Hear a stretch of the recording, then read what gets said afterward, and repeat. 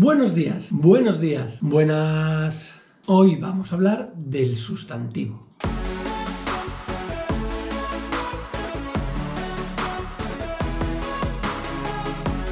Hola, ¿qué son los sustantivos? Pues los sustantivos son palabras cuyos referentes son clases de entidades fijas, a diferencia de los pronombres, cuyos referentes son conceptuales. Ostras, ostras, ostras, ostras, ostras.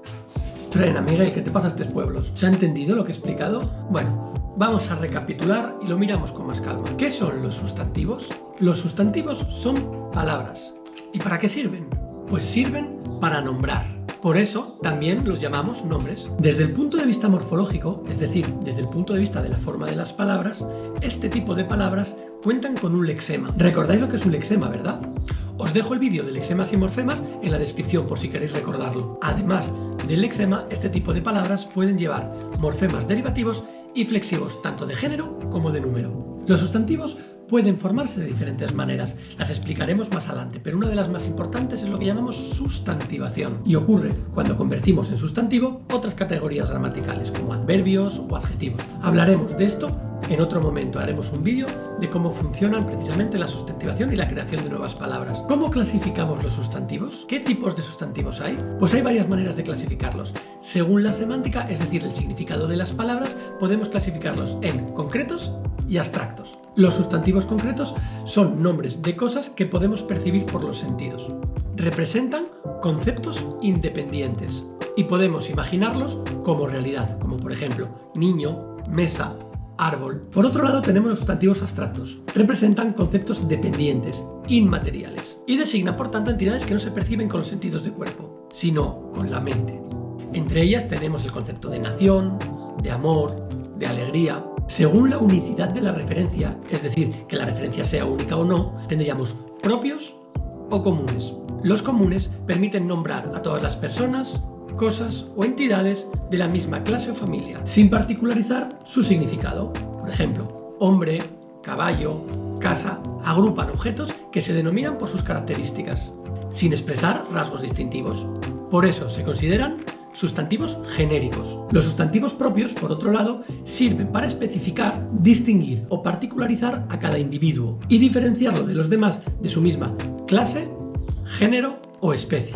Se aplican a un solo ser, persona, animal o cosa. Los nombres de las personas y los países son nombres propios. Según el tipo de referencia, los sustantivos pueden ser individuales o colectivos. Los sustantivos individuales son los que, en singular, designan a un solo ser. Por ejemplo, tendríamos pluma, árbol, libro. Los colectivos, en cambio, son aquellos que, teniendo una estructura en singular, designan a más de un ser. Es decir, un número indeterminado de cosas, de seres. Por ejemplo, aldea, plumaje, biblioteca, bosque, muchedumbre, coro. Tienen inherente dentro de ellos la idea de pluralidad, aunque no hay ningún morfema de plural que lo exprese. Según la contabilidad de los nombres, los sustantivos podrían ser sustantivos contables y sustantivos no contables. Los contables, como su propio nombre indica, indican entes que se pueden contar. Por ejemplo, 3 niños, 5 rocas, 7 amigos. Los sustantivos contables se refieren a entes o realidades que no se pueden contar, salvo cuando se refieren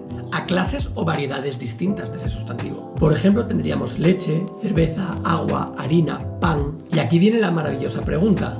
Es que mi padre fue a comprar 3 panes. No habrá comprado 3 panes, habrá comprado 3 barras de pan, 3 bollos de pan, 3 tipos de pan. Tenemos que tener en cuenta que todas estas características funcionan como pares lógicos.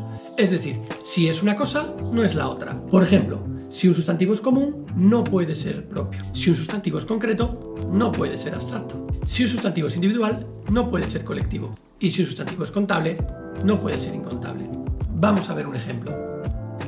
En estas dos palabras tendríamos alegría y manzana. Alegría es un nombre común, abstracto, individual, incontable y femenino. Tampoco tiene S, por lo tanto es singular.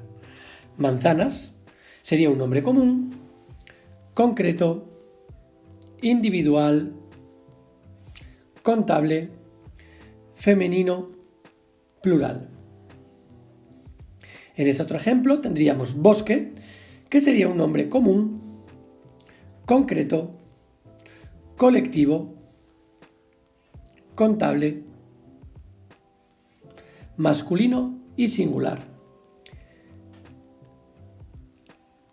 E Inés, que sería un nombre propio, concreto, individual, contable, femenino, singular. Os dejo también en la descripción una ficha en la que podemos ver un esquema de todas las características del sustantivo y así poder hacer la actividad que propongo en este momento. Esta ficha que os dejo en la descripción sirve para poder ver todas las parejas de características y poder elegir las más adecuadas a la palabra que tengamos que analizar. Aquí tendríamos la palabra llave y, como estamos viendo, es común, concreta, individual, contable, femenina y singular. ¿Os ha parecido interesante el vídeo? Yo creo que ha quedado más o menos claro qué es un sustantivo y qué clases de sustantivos hay. Nos vemos otro día. ¡Adiós!